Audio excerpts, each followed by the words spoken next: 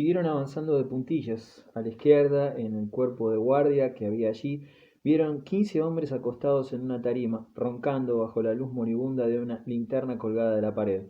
Rubón, que estaba convirtiéndose en un gran general, dejó delante del dormitorio la mitad de sus hombres, con la orden de no despertar a los dormidos, sino de vigilarlos y hacerlos prisioneros si se movían.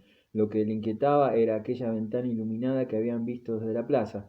Seguían olfateando la intervención de Macar en el asunto, y como comprendía que era preciso ante todo apoderarse de los que vigilaban allá arriba, quería actuar por sorpresa antes de que el ruido de una lucha les hiciese atrincherarse.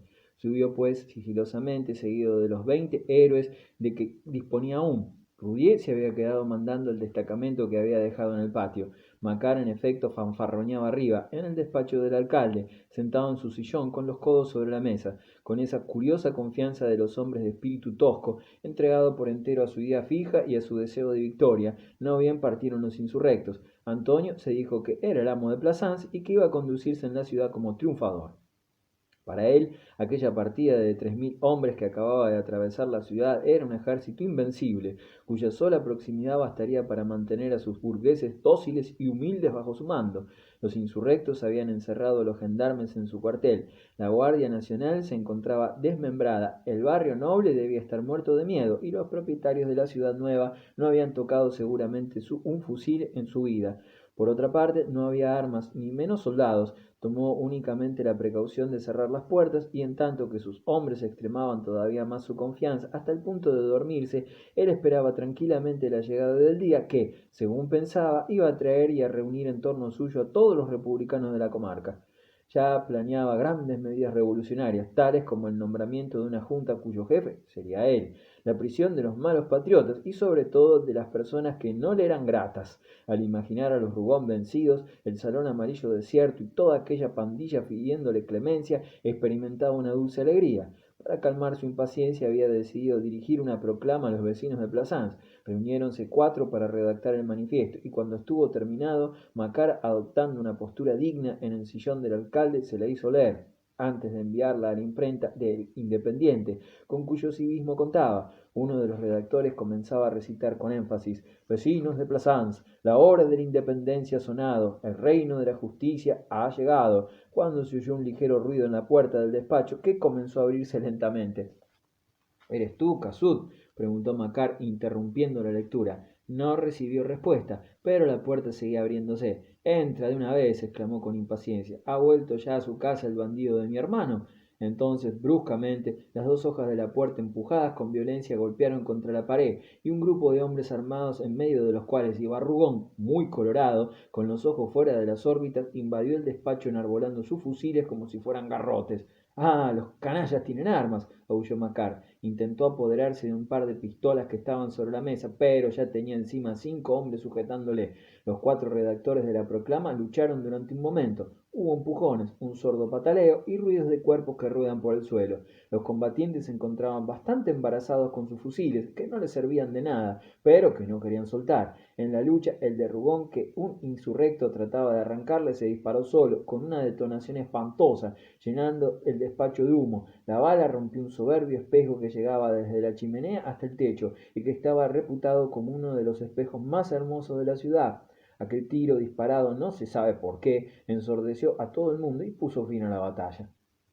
Entonces, mientras aquellos señores resoplaban, se oyeron 3 detonaciones procedentes del patio. Granó corrió a una de las ventanas del despacho, las caras se alargaron, y todos, asomados ansiosamente, esperaron, sin deseo alguno de comenzar de nuevo la lucha con los hombres del cuerpo de guardia, a quienes habían olvidado en su victoria. Pero la voz de Roudier gritó que todo iba bien, y Granó volvió a cerrar la ventana, lleno de satisfacción. Lo ocurrido era que el disparo de Rugón había despertado a los durmientes, quienes se habían rendido al comprender que toda resistencia era imposible. Únicamente con la prisa ciega que tenían de acabar, 3 de los hombres de Roudier habían descargado sus armas al aire, como para contestar a la detonación de arriba, sin darse muy bien cuenta de lo que hacían. En semejantes ocasiones los fusiles se disparan solos en las manos de los cobardes.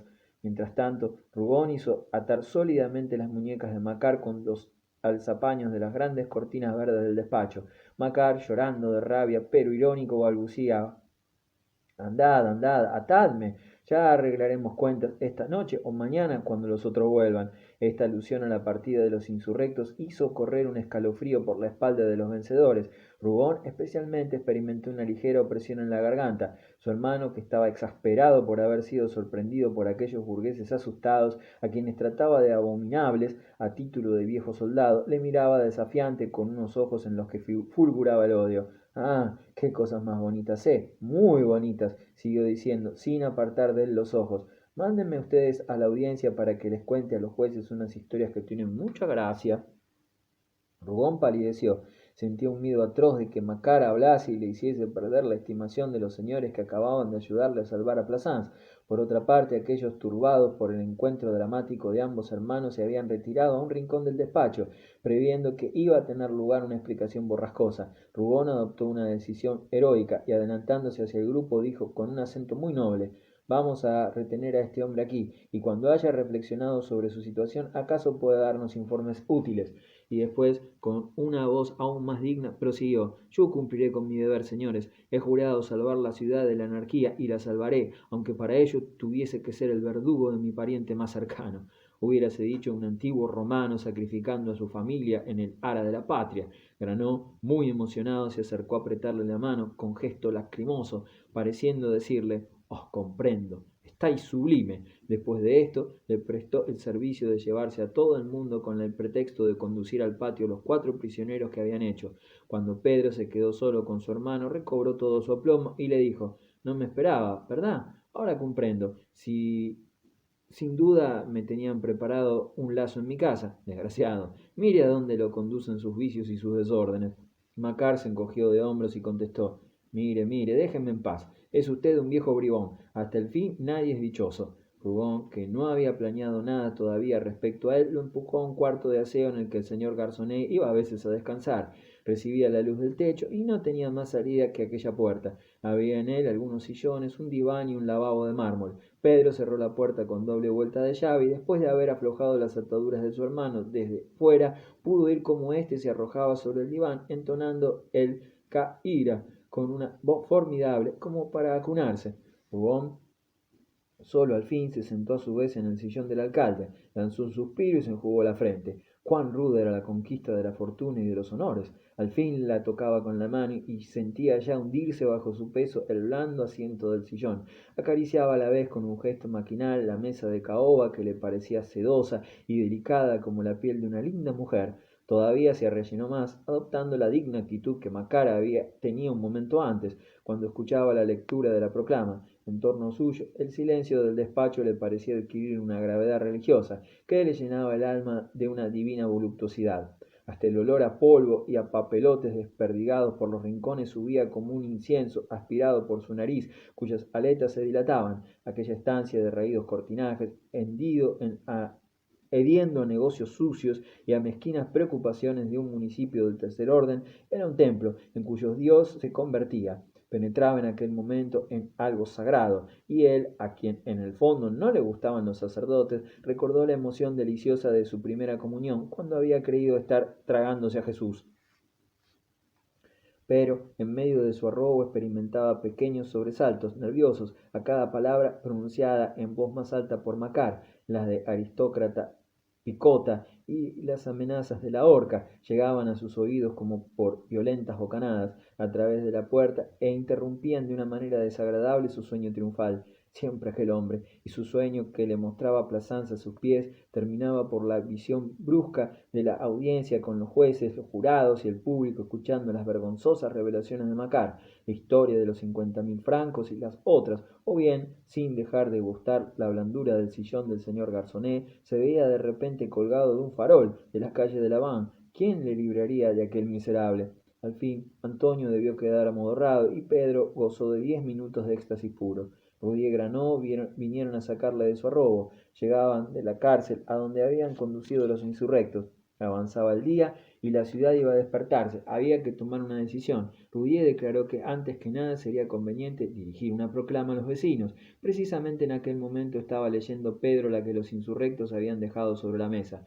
Pues aquí tenemos una que nos conviene perfectamente, dijo. Solo hay que cambiar algunas palabras. En efecto, bastó un cuarto de hora, al cabo del cual Granó leyó con voz emocionada: Vecinos de Plassans, la hora de la resistencia ha sonado, el reino del orden ha vuelto. Quedó decidido que la proclama se imprimiese en la imprenta de la Gaceta y que se pegase en todas las esquinas. Ahora escúchenme, dijo Rubón, vamos a ir a mi casa y mientras tanto el señor Granó reunirá aquí a los miembros del municipio que no han sido detenidos y les referirá los terribles sucesos de esta noche. Y después agregó con majestad, estoy dispuesto a aceptar la responsabilidad de mis actos, si lo que he hecho ya merece ser considerado como una prueba suficiente de mi amor al orden, consiento en ponerme al frente de una comisión municipal hasta que las autoridades regulares puedan ser restablecidas.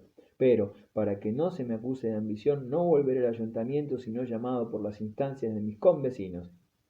Granú y Rodier protestaron. Brazán no sería ingrato, porque a fin de cuentas su amigo había salvado la ciudad, y recordaron todo lo que había hecho por la causa del orden, el salón amarillo abierto siempre a los amigos del poder, la buena palabra difundida por los 3 barrios, el depósito de armas cuya idea había sido suya, y sobre todo aquella noche memorable, aquella noche de prudencia y de heroísmo, en la cual había adquirido fama imperecedera. Granó añadió que estaba seguro de antemano de la admiración y del agradecimiento de los señores consejeros municipales, y terminó diciendo, no se mueva usted de su casa, porque quiero ir a buscarle y a traerle en triunfo. Rudier añadió que comprendía, por otra parte, el tacto y la modestia de su amigo, que él aprobaba. No cabía duda de que a nadie se le ocurriría acusarle de ambición, pero estimarían su delicadeza al no querer ser nada sin el asentimiento de los convecinos. Su actitud era muy digna, muy noble, llena de grandeza. Bajo esta lluvia de elogios, Rubón bajaba humildemente la cabeza murmurando,